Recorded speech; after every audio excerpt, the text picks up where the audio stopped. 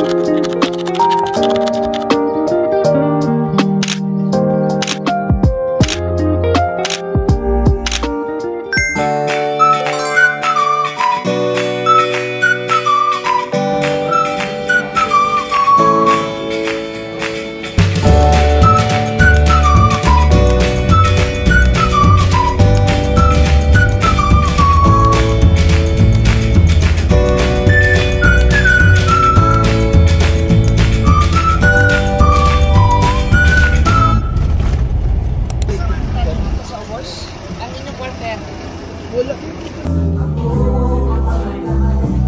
day 1 of Panagi Usma 2025.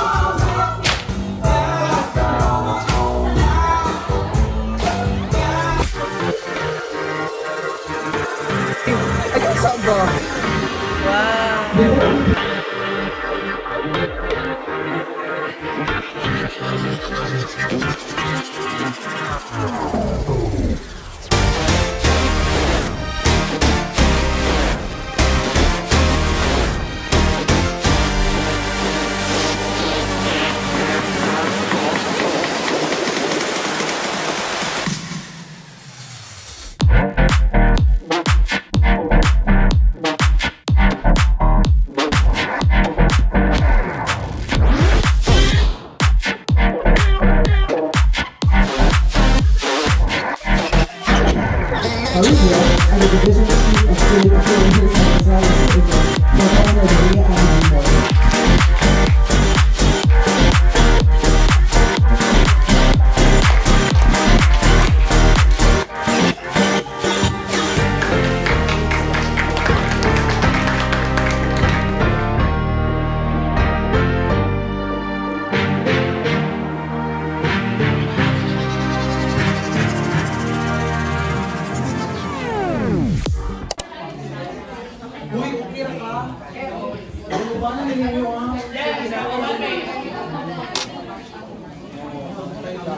Wow.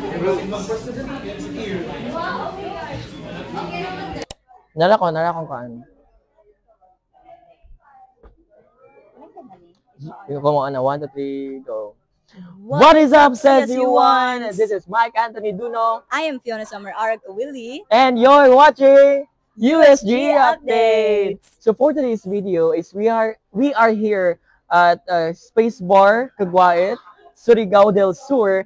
She feels it's Siargao, but it's not Siargao. It's Caguait. Yes, but look at the quality. I think actually ingon sila. Yes. The Caguait Beach daw, it's not, or the Space Bar is dili siya salty because of the sa to? Itong particles. Particles. So mabuo lang siya. So dili siya salty as we can see.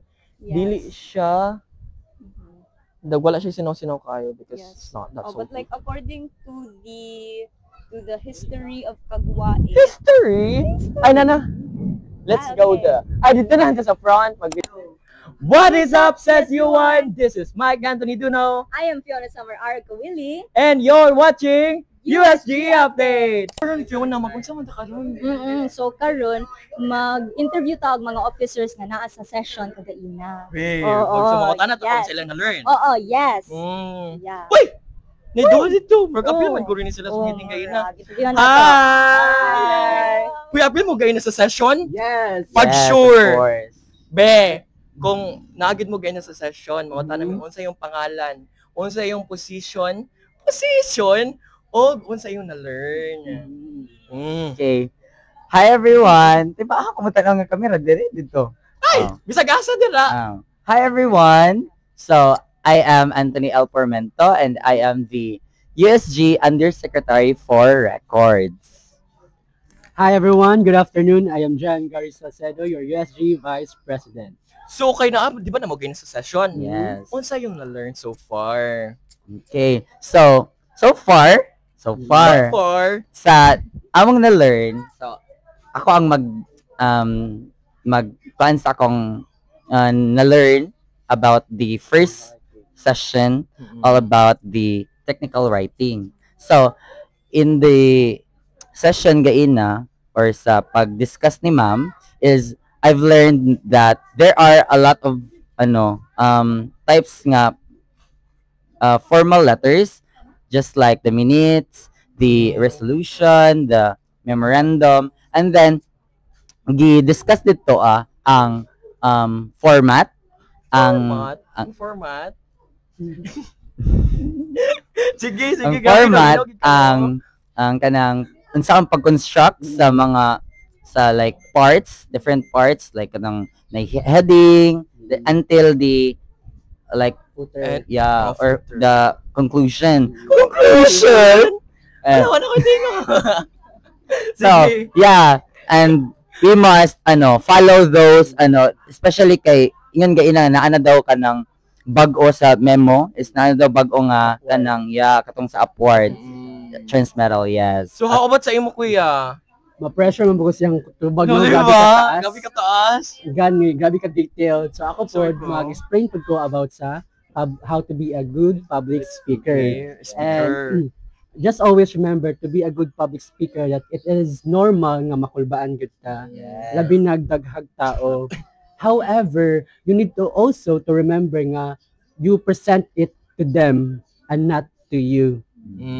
In conclusion, to be a good speaker is kanang you have to be confident.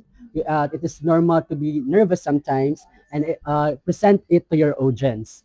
And that would be all sa among answers. Wow, gabi na minagid sila no. Wala pakpak be, pakpak. Correct. Pak.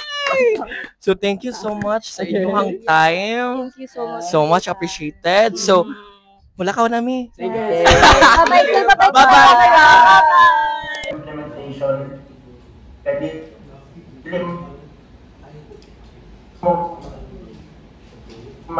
Fiona, anong say mo sa kanila?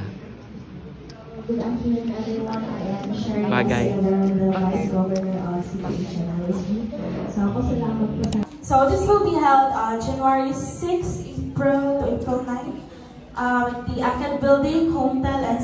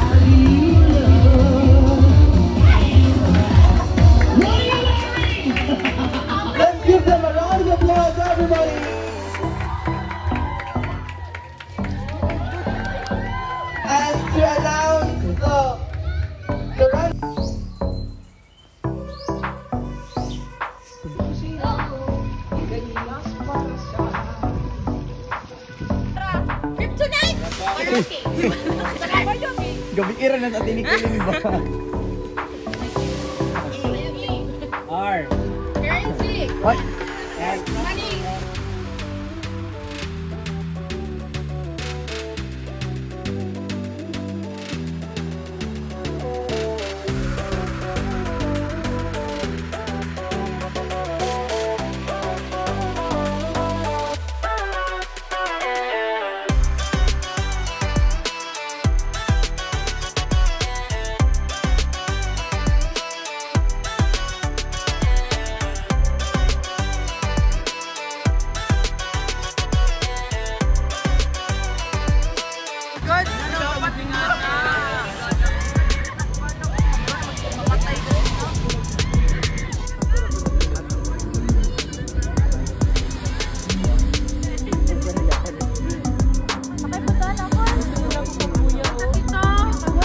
Kita ninyo Maricel? Ito.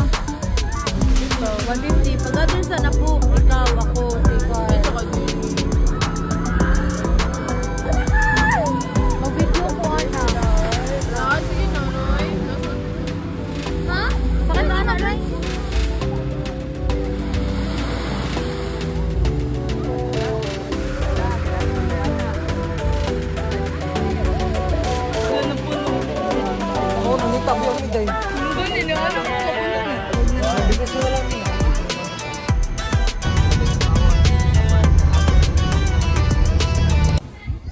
And that concludes Podcast!